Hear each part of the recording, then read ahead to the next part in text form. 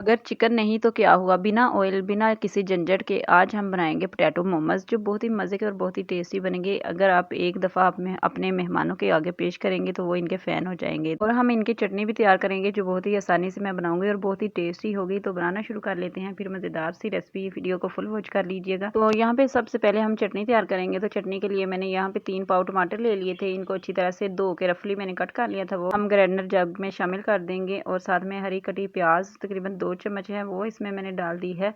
4 से 5 जवे लहसुन के वो इसमें हम शामिल करेंगे। और आधा चम्मच इसमें नमक शामिल करेंगे। और सबसे इसकी मेन जो चीज़ है वो है लाल मिर्चें, वो इसमें मैंने 6 अदर डाल दी हैं। इससे चटनी का टेस्ट बहुत ही अच्छा आएगा और बहुत ही मज़े की चटनी बनेगी। तो इसे ग्राइंड कर लिया था मैंने। अब हम पैन लेंगे और पैन में इसको डाल के पकाएंगे तकरीबन 5 से 6 मिनट के लिए। 5 से 6 मिनट में ये चटनी बहुत ही मज़े की, बहुत ही टेस्टी रेडी हो जाएगी। अब चूल्हे को ऑन करते हैं और चटनी को पकने के लिए रख देते हैं। तो यहाँ पे आधी प्याली मैंने इसमें चीनी डाल दी है। इसे पकाएंगे तकरीबन 5 से 6 मिनट में ये चटनी तैयार हो जाएगी।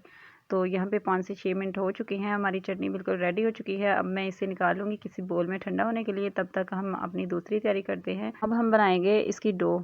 तो मोमोज़ की डो बनाने के लिए यहाँ पे मैंने ले लिया है 1.5 कप मैदा। आधा चम्मच इसमें नमक डाल दूँगी और 2 से 3 चम्मच इसमें मैं घी के शामिल कर दूँगी। इससे ये मोमोज़ जो हैं बहुत ही सॉफ्ट बनेंगे।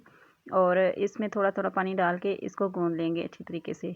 तो यहाँ पे मैंने आटे को गूँध लिया है और इसके ऊपर अब हम थोड़ा सा घी लगाएंगे और इसको कवर करके रख देंगे तकरीबन 10 मिनट के लिए। उतनी देर में फिलिंग तैयार करते हैं। तो फिलिंग के लिए यहाँ पे मैंने 3 आलू ले लिए हैं बॉयल किए हुए। इनको मैश करेंगे, बिल्कुल फाइन मैश नहीं हमने करना। अगर आप चाहें तो हाथों की मदद से आलूओं को तोड़ सकते हैं।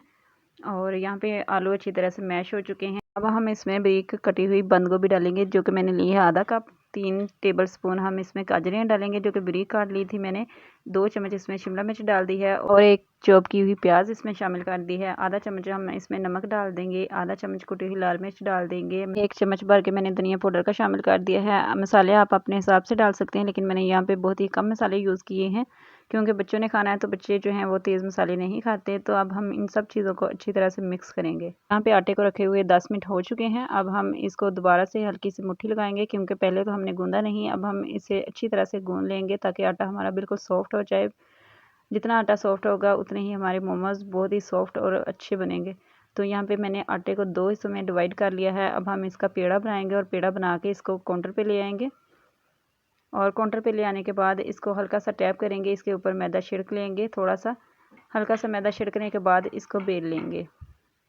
तो यहाँ पे मैं रोटी को बेल लूँगी, फिर मैं आपको बताती हूँ कि आगे आपने क्या करना है। तो उतनी देर में अगर आपको वीडियो अच्छी लग रही है तो प्लीज़ वीडियो को लाइक शेयर और सब्सक्राइब ज़रूर कीजिएगा और साथ में बेल का बटन दबा दें ताकि आने वाली हर वीडियो का नोटिफिकेशन आपको टाइम से मिलता रहे। तो यहाँ पे मैंने ग्लास की मदद से इसको जो है वो राउंड शेप में काट लिया है। इस तरह से आप किसी भी कटर से या कोई भी चीज़ से आप कटिंग कर सकते हैं। और जो मैदा अंदर से निकला है इसको हम दोबारा पेड़ा बनाएंगे और इसको यूज़ करेंगे। इस तरह से हमने अपने मोमोज़ रेडी कर लेने हैं। बहुत ही जल्दी ये मोमोज़ हमारे रेडी हो जाएंगे। अब हम एक टिक्की पकड़ेंगे, इस तरह से हाथों की मदद से दबाते हुए इसको बंद कर देंगे और ये बहुत ही अच्छा हमारा मोमोज़ जो है वो रेडी हो जाएगा। इसी तरह से मैं सारे तैयार कर लूँगी। ये बहुत ही जल्दी और बहुत ही मज़े के बन जाते हैं। ना तो ऑयल की ज़रूरत होती है और ना ही कोई झंझट। बहुत ही आसानी से हम इतने सारे मोमोज़ जो है वो तैयार कर सकते हैं। तो यहाँ पे 2 प्लेटें मोमोज़ की मैंने रेडी कर ली हैं। अब हम इनको स्टीम देंगे। तो स्टीम आप 2 तरीके से दे सकते हैं। एक तो कढ़ाई में पानी डालें और इसके ऊपर कोई छन्नी वगैरह अगर आपके पास है तो आप रख सकते हैं, लेकिन अगर आपके पास कोई छन्नी वगैरह नहीं है तो इस तरह से आपने 1 चम्मच इसमें घी डाल देना है और इस तरह से आपने मोमोज़ रख देने हैं। मिनट के लिए हम फ्लेम तेज़ करेंगे और जैसे ही अपने सारे मोमोज़ रख देंगे इसमें थोड़ा सा पानी डाल के इसको कवर करके पकाएंगे तकरीबन 20 से 25 मिनट के लिए। तो यहाँ पे सारे मोमोज़ मैं पहले इसमें डाल दूँगी। सारे मोमोज़ डालने के बाद इसके अंदर हम पानी डालेंगे जो कि आधा ग्लास मैंने इसमें पानी डाला है। और अब हम इसे कवर करके रख देंगे तकरीबन 10 से 20 मिनट के लिए। और बिल्कुल हल्की आंच पे हम इनको पकाएंगे।